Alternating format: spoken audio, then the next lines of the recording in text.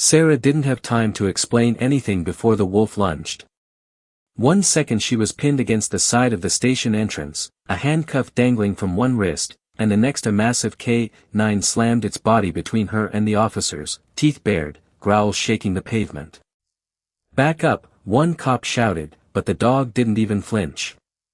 It lowered its head, planted its paws, and kept its dark eyes locked on the men closing in like Sarah was the only thing in the world worth protecting.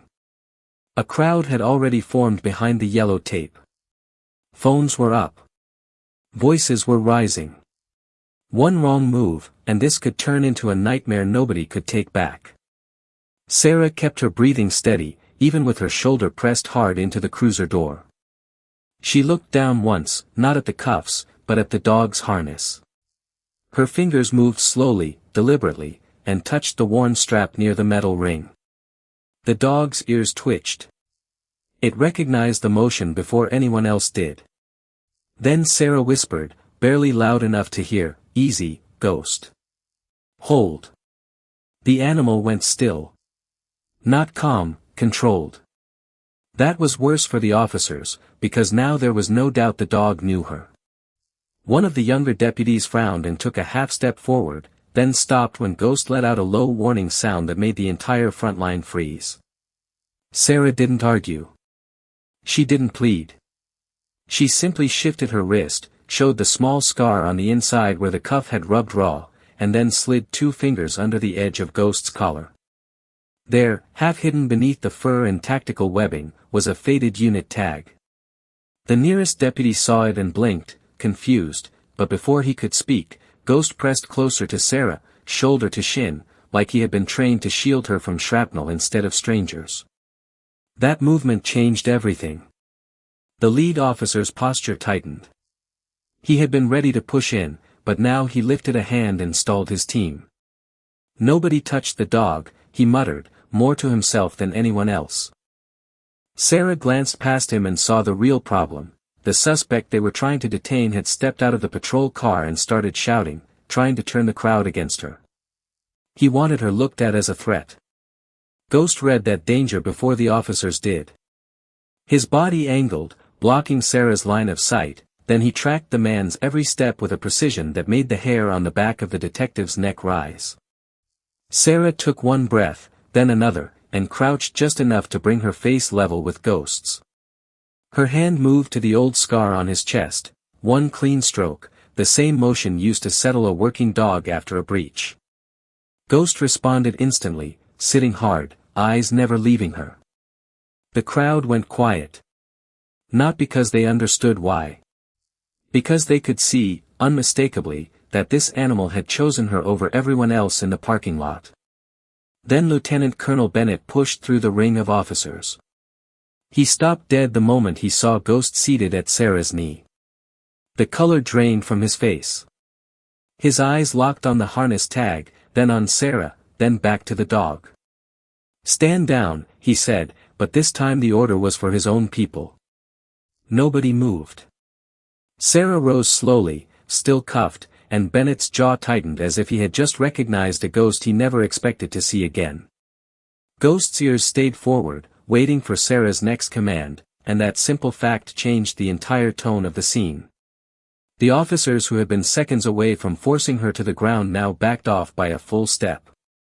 One even lowered his hand from his holster. Sarah didn't need to say who she was.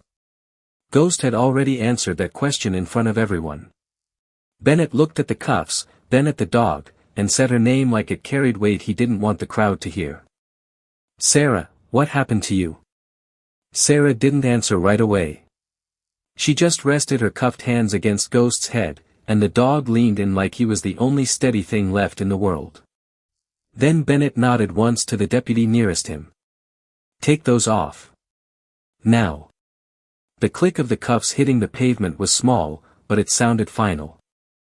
And for the first time since the arrest began, Sarah was no longer the one being controlled. The next choice belonged to her, and everyone in that lot knew it.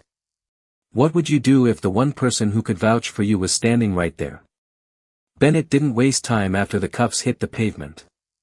He turned his body half a step toward the deputies, one hand still low and open, the other motioning Ghost back with a quiet snap of 2 fingers. The dog stayed close to Sarah anyway, ears high, eyes moving from face to face like he was counting threats. Sarah rose slowly, not because she was unsure, but because the handcuffs had left a red line across her wrists and she wanted no one mistaking pain for weakness. Her breathing stayed even. Her eyes did not. They moved once across the parking lot, taking in the cracked asphalt, the unmarked car with the open door, the crowd that had gone from hungry to silent. Then she looked at Bennett, and that was when the weight of the next choice settled in.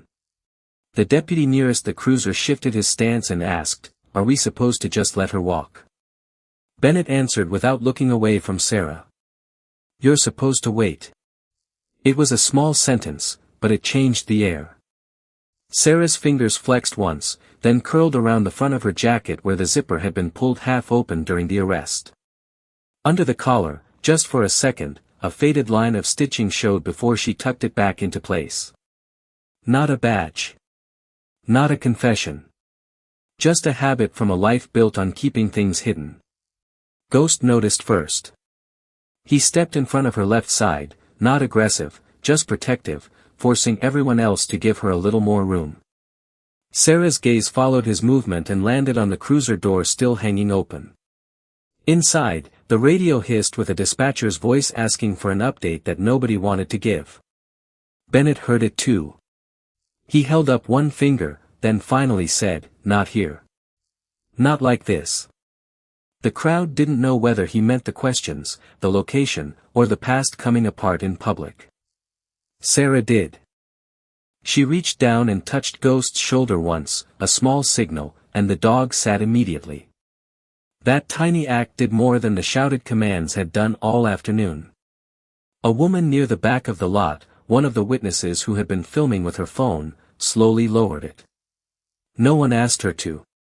She simply did it after seeing Sarah's hands stop shaking. The deputy by the cruiser took a breath, then quietly closed the back door he had been holding open. It was the first real concession anyone had made. Bennett stepped closer, not invading, just close enough to lower his voice. "You need medical attention."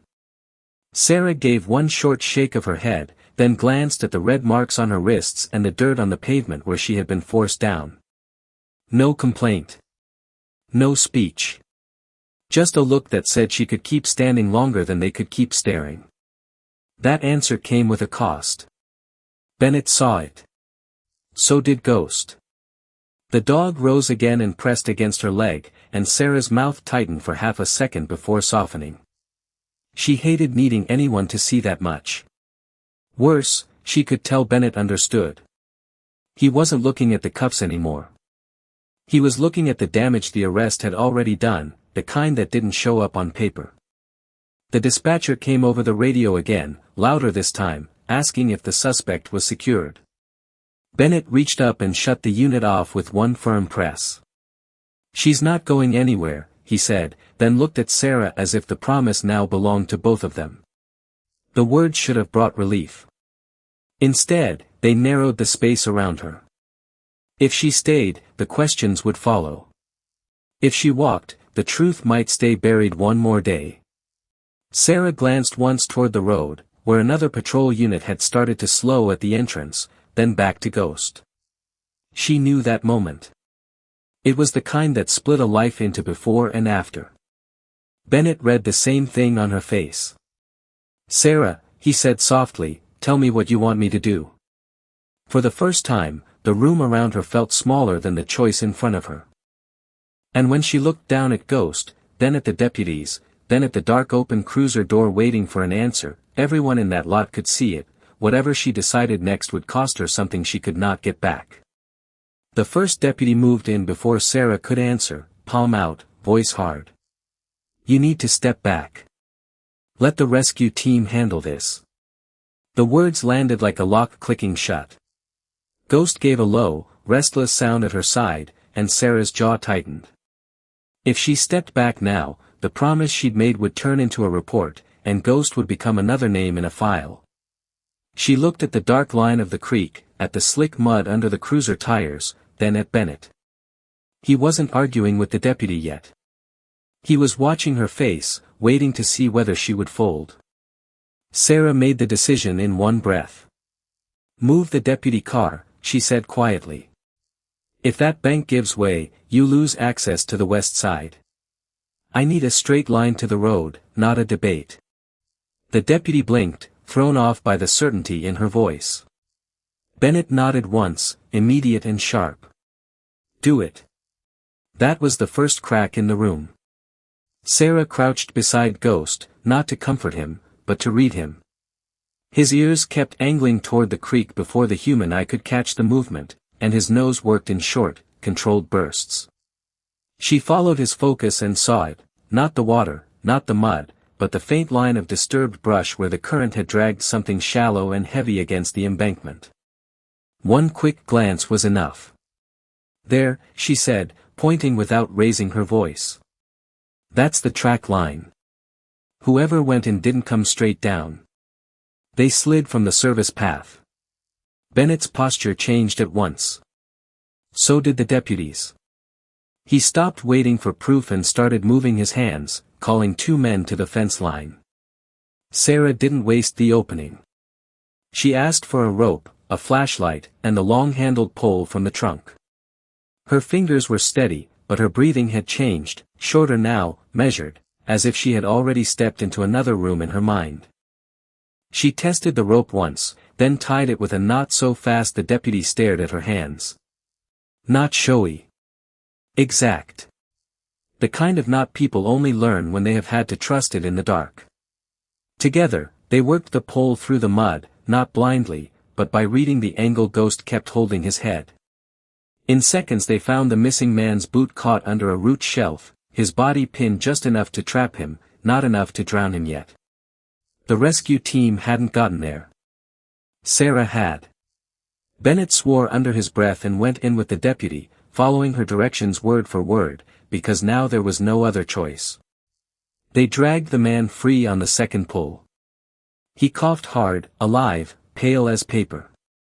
Relief flashed across the lot, brief and raw. But it came with a cost. The sheriff, who had been silent since the first deputy challenged her, stepped closer and said, "You're not leaving until EMS checks him and gives us a report. And until then, you stay where I can see you." It wasn't suspicion now. It was responsibility. He was putting the scene in her hands because she had already proven she could hold it. Sarah looked down at Ghost, who leaned into her leg once before going still again, as if he understood the new shape of the night. For a moment, the fight left her face. Not fear, something older. The kind of tired that comes after being needed too quickly. She closed her fingers around the edge of her sleeve, then released it. Bennett caught the movement. He saw the restraint, the cost of staying present when every instinct in her had likely been trained to disappear. "Stay with him," he said to the deputy, then looked back at Sarah. "You're coordinating until EMS clears us. No one moves that creek bank without you." That should have felt like trust. Instead, it felt like the beginning of a heavier kind of trouble. Sarah rose slowly, eyes fixed on the road as another set of headlights turned in from the dark, each second making the scene more official, less private, and harder to walk away from. Sarah stayed where Bennett had put her, one hand still near Ghost's shoulder, the other braced on her knee as if she could anchor the night by force of will. The creek bank was turning into a command post by inches. One deputy was trying to get a pulse oximeter to work with trembling hands. Another kept glancing between the road and Sarah, waiting for instructions he didn't yet trust himself to follow. Ghost lifted his head once, weak but alert, and Sarah crouched lower without thinking. "Easy," she murmured, and the dog's breathing steadied at the sound of her voice. Bennett saw it at once, not just the dog, but Sarah. The way she had shifted from victim to stabilizer without asking permission. He motioned the deputy aside, then handed Sarah the radio. "Talk to me," he said. "What do you need?" She took the radio, not like a stranger borrowing authority, but like someone who already knew the weight of keeping people alive. "Clear the bend first," she said, eyes fixed on the creek. "If that runoff comes higher, The mud wall will fail before EMS gets here. Put one vehicle uphill as a block, not down here where it sinks. The deputy hesitated. Sarah didn't. She pointed once, precise and quiet. There. And no one stands behind the culvert. Bennett looked where she pointed and then checked the slope again. The answer was obvious only after she said it. He turned to the deputies. Do it. They moved immediately, and that changed the air more than the headlights did. Sarah had not raised her voice once, but now the scene was orbiting around her judgment. As the men shifted their positions, her sleeve rode up another inch, and Bennett caught a second detail he hadn't seen before, a pale line of old stitching near her wrist, too neat to be accident, too old to be fresh. Not a story. A habit. The kind that came from work done under pressure and repeated until the body remembered it better than the mind did. Sarah noticed him noticing. Her fingers closed around the fabric and pulled it down before anyone else could look. That tiny motion was enough. Bennett's expression changed, not into suspicion, but into a harder kind of respect. He stopped asking whether she was involved and started asking how to keep her in the decision loop. You're staying with the patient and the dog, he said, already shaping the next step around her. If that rain picks up, I want your call before we move him. It should have felt like relief. Instead, it felt like a door locking behind her. Sarah glanced at Ghost, then toward the dark water. Somewhere upstream, thunder rolled low and distant, but the creek itself had gone strangely quiet, as if waiting for the next mistake. The medic on the radio said they were still 9 minutes out. 9 minutes was too long. Sarah stood, making a choice she clearly did not want to make, and crossed to the road where the nearest cruiser sat angled at the edge of the shoulder. Bennett watched her go, then saw what she was headed toward. The vehicle was already too close to the soft ground, one tire sunk deeper than it should have been. If it stayed there, it would trap the lane when the ambulance came through. Sarah laid a hand on the hood, assessed the angle in one quick breath, then looked back at Bennett. We have to move it now, she said. He didn't ask why. He just nodded, and that was the reversal. He was no longer waiting for her to prove anything. He was waiting on her judgment. Together, they managed the repositioning in the dark, careful and fast, but the effort cost Sarah more than time. When she straightened, her face had gone pale, and the pain she'd been hiding flashed once behind her eyes before she buried it again. She had given away another piece of her anonymity, another piece of her distance. Bennett saw it and softened his voice. You don't have to carry this alone, he said. Sarah looked past him, toward the road lights growing brighter through the rain. I know, she said quietly. That's why I'm still here.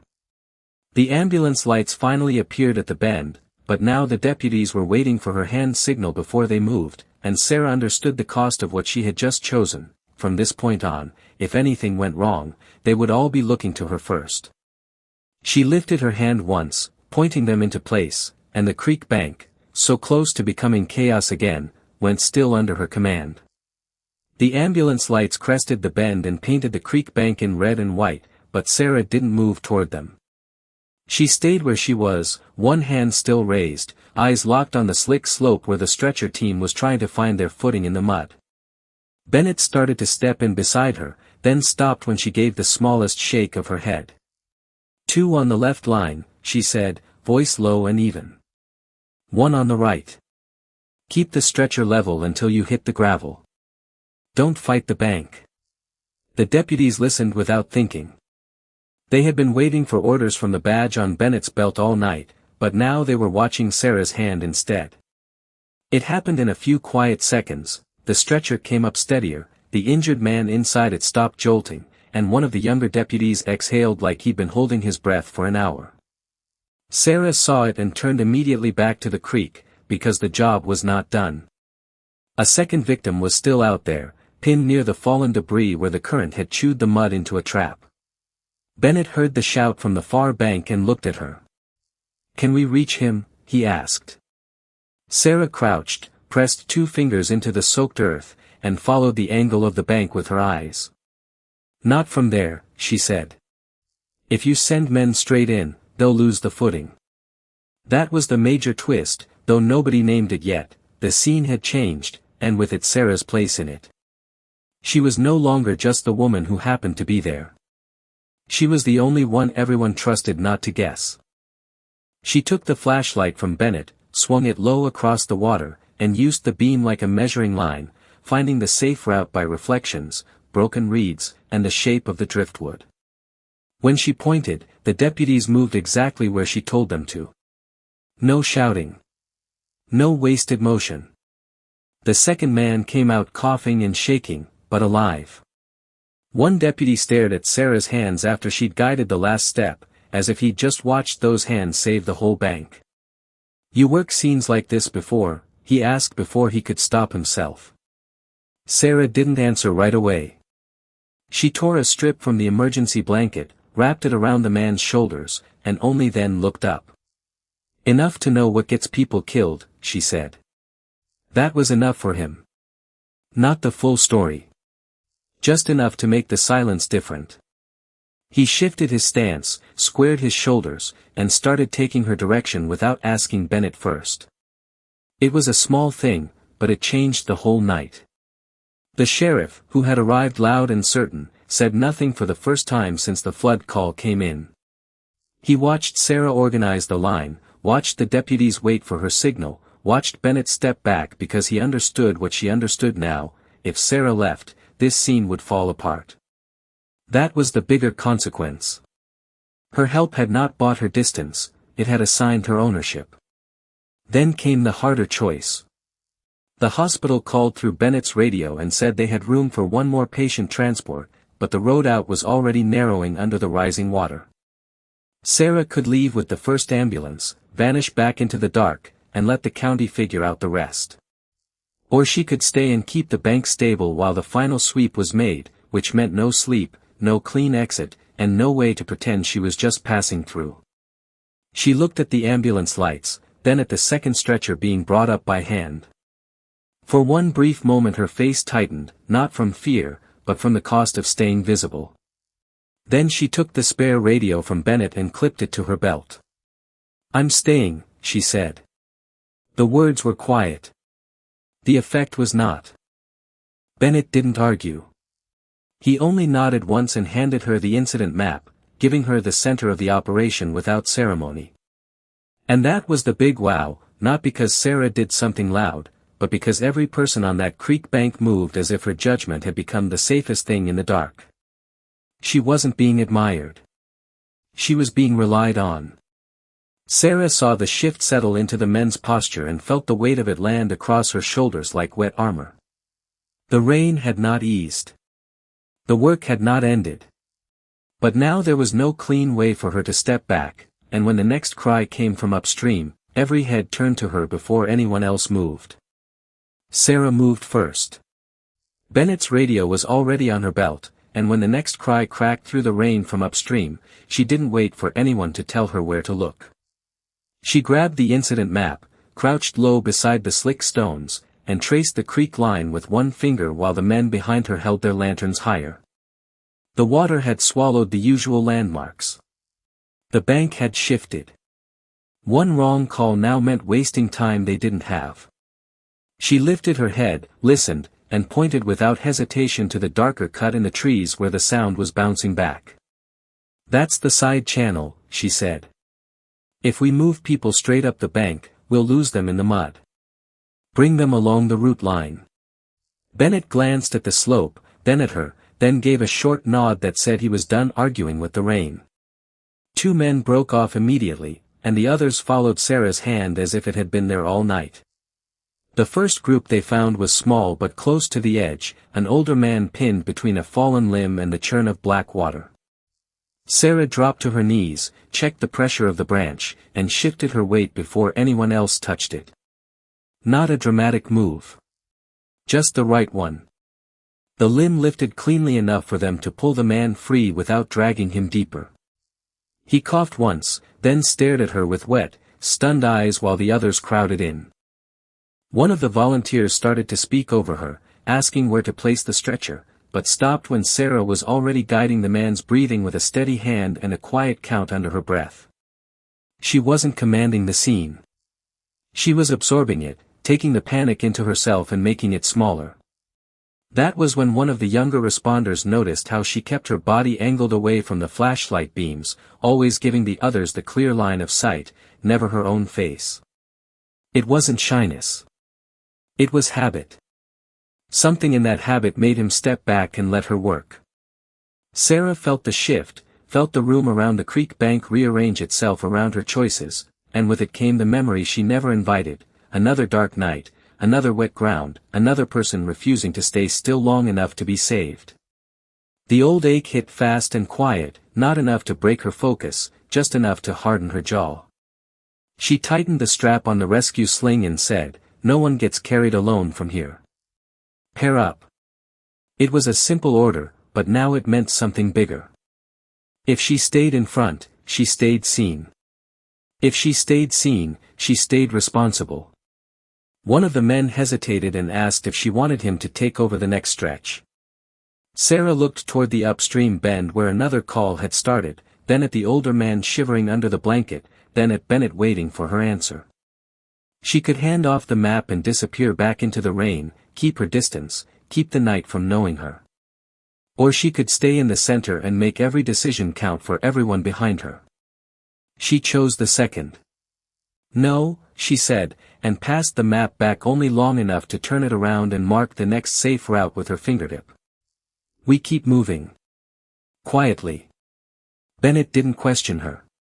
He simply relayed the instruction to the others, and for the first time, they listened before they understood why. But the choice cost her immediately. When Sarah bent to lift the stretcher herself, her sleeve rode up, and the edge of the old mark at her wrist caught the lantern light for one brief, unavoidable second. The young responder saw it. So did Bennett. Neither of them said a word. They only looked at her differently now, not with curiosity, but with the careful respect people reserve for someone who has already carried more than she should have had to carry.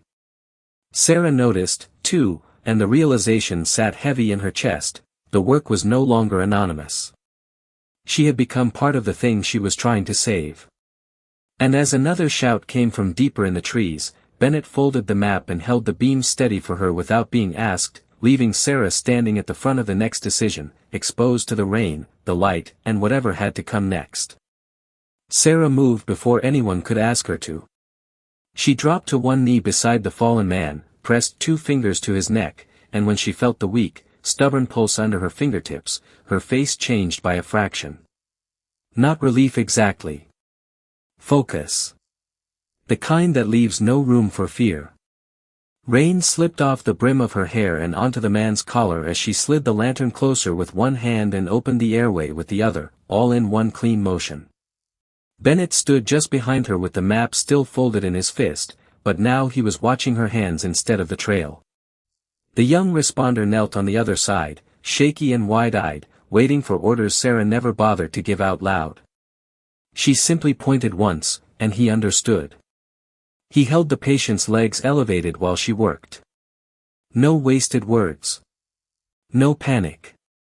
Just the sound of rain, the creak of the stretcher frame, and Sarah's steady breathing as she checked the wound, then checked it again, searching for what the darkness had hidden. When her sleeve slipped a second time, the wrist mark caught the lantern light again, this time long enough for Bennett to see the full shape of it, not a decoration, not a scar, but a deliberate old sign worn down by time and work. He did not ask her about it.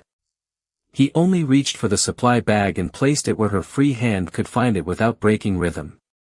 That small choice said more than any question could have. Sarah looked up once, met his eyes, and gave the smallest nod of thanks before she went back to saving the man on the ground. Then the patient's breathing hitched, shallow and dangerous, and the young responder froze. Sarah did not. She shifted her weight, braced his jaw, and used the last clean strip of cloth to secure the dressing with the kind of calm that came from having done this when there was no room for failure at all. The man's chest rose again, weaker now, but it rose. The responder exhaled like he had been holding his breath for an hour. Bennett finally unfolded the map, then stopped. The trail line they needed was blocked by a fresh washout that hadn't been visible in the storm. He looked at Sarah, then at the dark trees, then back at her hands. She was already seeing the same thing. Without speaking, she took the lantern, rose with controlled effort, and stepped to the edge of the flooded path. Her eyes traced the ground, the slope, the broken root line, the way the water was running. In 3 quiet beats she found the only route that would keep the stretcher above the mud. She pointed to the left bank, then to a fallen pine farther ahead, and Bennett understood the whole plan at once. He gathered the stretcher handles and moved with her, no longer leading, but following. The young responder did the same, his fear thinning into trust with every step. They got the injured man moving again, slower now, but moving. Sarah walked in front, testing the ground before each footfall, taking the weight of the night onto herself so the others did not have to. When the path narrowed near the ravine, Bennett slipped and almost lost balance, but Sarah caught the stretcher before it tipped, one arm locked straight, the other reaching back to steady him. The effort showed in her jaw, in the brief tightening at the corner of her mouth, but she did not stop. She would not let the man on the stretcher become the price of one wrong step. By the time they reached the ridge, the rescue light from below was visible through the rain. Voices called up to them, distant but growing clearer. The young responder looked at Sarah as if he was seeing her for the first time, not as a woman in the storm, but as the reason anyone would make it out alive. Bennett saw it too. He took off his glove, then held the radio out toward her instead of speaking into it himself. That was the reveal no one could ignore now, the one that had been building in the silence all along. Sarah had not been helping because she hoped to prove herself. She had been moving like someone who had once carried worse odds and lost too much to waste a second. And with that truth, the night changed. She did not need to name her past for them to understand its weight. They could see it in every choice she made. She took the radio, gave a single-clipped report, and then handed it back. But when the stretcher started forward again, she stayed at the front anyway, leading them down the last steep stretch while the rain cut cold across her face. At the bottom, medics rushed in, and the injured man was lifted away. The young responder, still trembling, reached for Sarah's sleeve before he could stop himself, then let go at once, embarrassed by his own impulse. Sarah only covered the exposed wrist with her palm, not to hide it this time, but to rest. Bennett noticed that, too. He stepped aside to let the medics pass, then looked at her as if asking a question he already knew the answer to. Sarah turned toward the dark tree line one last time, listening to the next shout coming from deeper in the woods, and for the first time since the storm began, she did not look like someone who was trying to disappear. She looked like the one person left who knew exactly what still had to be done. And just as she started back toward the trees, a second radio crackled to life in Bennett's hand with a voice from below saying there was another missing hiker farther up the ridge. Sarah stopped, closed her eyes for one brief beat, then took the lantern again. Sarah did not answer the new radio call right away. She stood in the rain-damp dark, lantern hanging at her side, while Bennett looked down the ridge and made the first decision for once without hesitation. He keyed his radio and called for 2 teams to split, not in panic, but in order. One would keep searching the lower trail. The other would follow the lines Sarah had already read in the storm. Nobody argued. Nobody tried to take the lantern from her hand. When she started moving, they simply moved with her. The path climbed through slick roots and broken stone, and each step felt like the afterimage of everything that had already been lost up here. Sarah kept her pace steady, not fast, not slow, as if she could carry the whole mountain by refusing to rush. Bennett watched her from half a step back, then quietly handed the lantern strap so her injured wrist could rest. She accepted it without looking at him, and that small exchange said more than any apology could have. At the next bend, the first missing hiker was found huddled under a cedar blowdown, exhausted, shaken, and half-blinded by rain. The young ranger who reached him moved before Bennett spoke, wrapping the blanket around the man's shoulders with hands that no longer trembled. He had copied Sarah's calm without noticing it. No one shouted over the rescue. No one filled the air with their own voice. They worked the way she had shown them to work, low, precise, careful with every breath. When the hiker tried to stand, Sarah knelt, checked his ankle, then looked at Bennett and gave a single nod. Not a command. A handoff. He understood it immediately and took over the escort down the ridge. For a moment, Sarah stayed where she was, one knee in the mud, lantern light sliding across her face. The storm had softened, but the strain had not left her eyes. She looked older there, not from age, but from the weight of being the one who stayed clear when everyone else was breaking apart. The rescued man reached for her sleeve before the medics led him away. His fingers stopped just short, then curled into a fist over his own chest instead, a gesture of respect he had learned in the last hour from watching others. Sarah saw it. She gave him the smallest nod and let him go. Farther down the ridge, the second team came into view guiding the last stranded hiker toward the trucks. This one was walking now, leaning on a ranger who had earlier doubted every word Sarah said. He had stopped asking questions. He was just doing the work. When he passed her, he shifted his grip so the weaker man would not stumble on the rocks. That was the ripple moving outward, quiet and real. Nobody said her name out loud anymore unless they needed something only she could see. At the trailhead, the red and blue lights washed over the wet trees, and the lantern Sarah had carried all night was finally set on the tailgate of an ambulance. Bennett reached for it, then paused. He did not take it. He opened the passenger door instead, leaving the light where she could still see it. Sarah stood there for one brief second, rain on her hair, mud on her boots, exhaustion pulling at her shoulders. Then she reached into her pocket and pulled out the small, worn compass she had kept closed since part 1. She pressed it into the hand of the youngest ranger, the one who had never stopped watching her hands more than her words. He closed his fingers around it carefully, as if it might break. Sarah looked at him, then at the trail behind them, and when he finally turned to guide the last stretcher toward the road, he carried himself differently. The compass had not changed. The choice had. As the ambulances prepared to leave, Bennett lifted the lantern and set it beside the open door so its warm circle would follow Sarah's face for just a moment longer. She did not step into it. She only watched the last hiker get lifted inside, then turned back toward the dark ridge one final time, not because she was being called again, but because she still listened for anyone who might need one more minute of her attention. And when she finally walked toward the truck, the people nearest the road parted without being told, making space for her as naturally as breath. The lantern stayed lit behind her, glowing on the tailgate, while the ridge disappeared into the night. By the time the road behind them had gone fully dark, Sarah was already back in motion. She had not been asked to stay, and that was exactly why she did. In the small emergency shelter off the county road, she moved from cot to cot with the same steady hand she had used on the ridge, checking tape, tightening blankets, straightening a fever patch on a child's forehead, and pausing only long enough to notice who was trying too hard to look fine.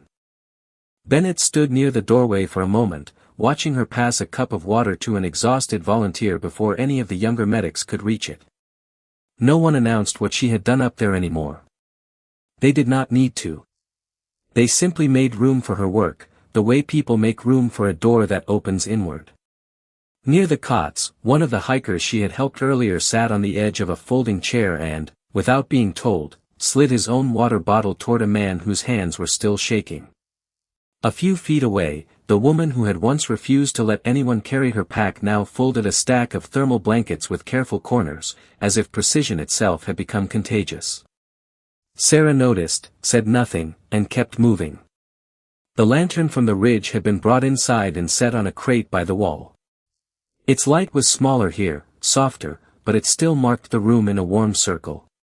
Every time Sarah crossed through it, the old brass handle flashed once against her wrist, then dimmed again. She stopped beside the intake table when a kid came in limping from the mud, and instead of calling for someone else, she knelt, pulled the boot loose, and cleaned the cut at the heel herself while the boy's father hovered with that helpless face people wore when they were afraid to touch anything wrong. Sarah did not hurry him. She only lifted the foot a little higher, then looked up and nodded once, and the man finally breathed out and held the flashlight steady. Across the room, Bennett began doing the same thing she had done all evening, noticing the quiet places where people hesitated, and stepping in before the hesitation became panic. He moved a chair for an older woman without making it look like a favor. He handed out supplies in the order they were needed instead of the order they were asked for. He set the next box of dressings where the newest volunteer could reach it without crossing the room twice. Nothing about him was grand. It was better than grand. It was practical. It was what remained after the noise had gone. Sarah finished with the child's heel, washed her hands, and only then sat on the lowest step by the door for one long breath. Outside, the storm had passed. The ridge was nothing but a black line now, but the road was clear, and the first pale hint of morning had started to thin the sky over the fields. A truck pulled up slowly in the driveway, not with sirens or authority, just another neighbor bringing more water and a crate of oranges for people who would need them later. One of the volunteers met it at the tailgate and took the load with both hands. Sarah watched that exchange, then looked back inside. The shelter was still full, still tired, still imperfect. But the room had changed shape. No one was waiting to be told what mattered. They were already doing it. She rose, picked up the lantern with one hand, and carried it to the far end of the room where the last cots were fading into dawn. Then she set it beside the door, not because anyone needed the light now, but because someone always would. When she finally stepped out into the morning, the father with the flashlight stayed by the child's side, the volunteers kept folding, and Bennett did not call after her. He only turned back to the table and placed the next cup of water within reach of the next pair of shaking hands.